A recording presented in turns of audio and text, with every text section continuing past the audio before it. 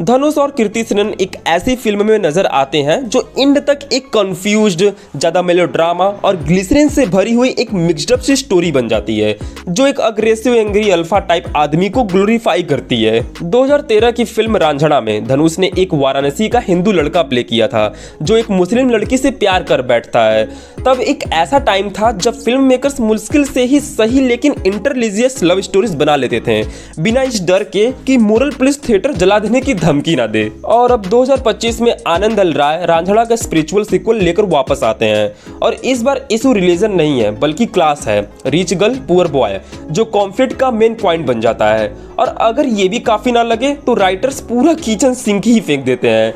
College love story, parents का opposition, patriarchy flag waving, यहाँ तक कि एक वार तक, एक ऐसी फिल्म में जो एंड तक बिल्कुल आउटडेटेड, कंफ्यूज्ड और मेलोड्रामा प्लस ग्लिसरीन से भरा हुआ मिसमैच बन जाती है। लेकिन तेरे इश्क में एक चीज कभी नहीं भूलती, अपने लीडिंग मैन को, जिसे धनुष प्ले करते हैं, एक ऐसे लवर के रूप में जो आज के टाइम में किसी भी नैरेटिव का सेंटर बिल्कुल नहीं होना चाहिए। एक अल्ट्रा वायलेंट कॉलेज स्टूडेंट जिसका काम सिर्फ ये है कि पॉलिटिकल राइवल्स की हड्डियां तोड़ते हुए दिल्ली यूनिवर्सिटी के कॉरिडोर में उनका पीछा करे, एक लड़की पर जबरदस्ती अपना अटेंशन थोपे जिसका इंटरेस्ट उसमें सिर्फ एकेडमिक होता है, कम से कम शुरुआत में, और ऊपर से चिल्लाता रहता है अगर मैं प्यार में पड़ गया तो पूरी दिल्ली जला दूंगा। फिल्म एक इंटरेस्टिंग प्रीमाइस से शुरू होती है कि सही साइकोलॉजिकल इन्वेंशन से किसी इंसान के अंदर की हिंसा परमानेंटली खत्म की जा सकती है। आगे स्टोरी में मुक्ति कैजुअली शंकर को डेट करती है और उसके वायलेंट आउटबर्स्ट को मैनेज करने में हेल्प करती रहती है, लेकिन वो स्टार्टिंग से क्लियर है कि ये सब उसके लिए सिर्फ काम है और शंकर इसे प्यार समझे या ना समझे उसे कोई फर्क नहीं पड़ता, बस उसकी थीसिस अप्रूव हो जाए।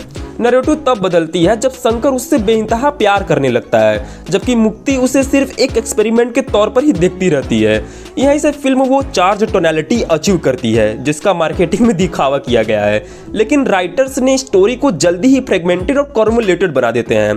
प्लॉट कभी प्रेजेंट वॉर टाइम सेटिंग में चला जाता है तो कभी उनके पास्ट में, और क्लास डिवाइड के साथ फ्रिक्वेंटली ओवर ड्रामेटिक हो जाता है। लगभग 3 घंटे से थोड़ी कम ड्यूरेशन के बावजूद मूवी बहुत लंबी फील होती है और पेसिंग भी कई जगहों पर अनइवन रहती है। राइटिंग में भी काफी इनकंसिस्टेंसीज और कॉन्ट्राडिक्शंस भरे पड़े हैं। एक साइकोलॉजिस्ट जिसने पीएचडी की हुई है, उस मुक्ति का इतना मैनिपुलेटिव होना और शंकर की इंटेंस इमोशन को हैंडल ना कर पाना अजीब तो लगता है, स्पेशली जब वो बार बार क्लेम करती है कि उसे पता है उसे कैसे डील करना है। एक डिल्यूजन्ड और अग्रेसिव लवर का ऐसे ही आईएएस और ज्वाइंट सेक्रेटरी के घर में पेट्रोल बॉम्ब्स और जो रिश्तेदार उसे एसिड समझ लेके घुस जाना बिल्कुल समझ नहीं आता मुझे। फिल्म में एक रैंडम सा सीक्वेंस भी है जहां एक पंडित लॉर्ड शिवा और मुक्ति पर सटायर करता है जो पूरी तरह से आउट ऑफ प्लेस लगता है बिना किसी कॉन्टेक्स्ट के।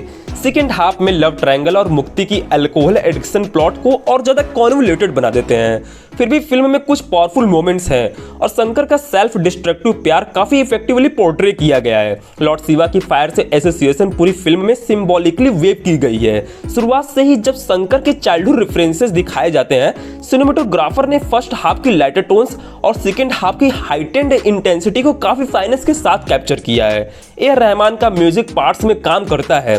थीम सॉन्ग तेरे इश्क में और सूफी ट्रैक दीवाना दीवाना स्ट्राइकिंग है, जबकि जैज टच्ड जिगर ठंडारे एटमॉस्फेरिक तो है पर उतना इम्पैक्टफुल नहीं। परफॉर्मेंसेस फिल्म का सबसे स्ट्रॉन्ग पिलर बने रहते हैं। धनुष एक अग्रेसिव यंग मैन के रोल में कमाल करते हैं, एक पैशनेट लवर और रिबेलियस पायलट जिसमें हर फ्रेम में उनकी सिंसियरिटी चमकती है।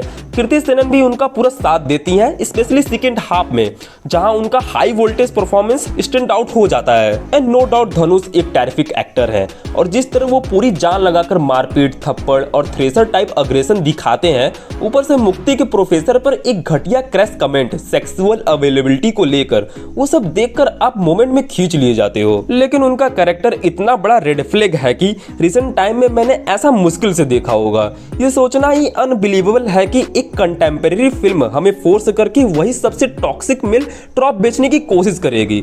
जो मेल लवर चाहेगा वही मेल लवर पाएगा, चाहे वो पहली हाफ में एक निकम्मा लड़का हो या फिर सेकेंड हाफ में इंडियन एयरफोर्स का सबसे बहादुर पायलट जो ब्रेवरी दिखाने के चक्कर में अपने कमांडिंग ऑफिसर के ऑर्डर तक को इग्नोर कर देता है। ओवरऑल जाते जाते मैं यही कहना चाहूंगा कि डायरेक्टर आनंद एल राय इस फिल्म को रांझणा का स्पिरिचुअल सक्सेसर बताकर मार्केट कर रहे थे, लेकिन मैं कहना चाहूंगा कि ये फिल्म रांझणा का स्पिरिचुअल सक्सेसर दूर दूर तक नहीं लगती।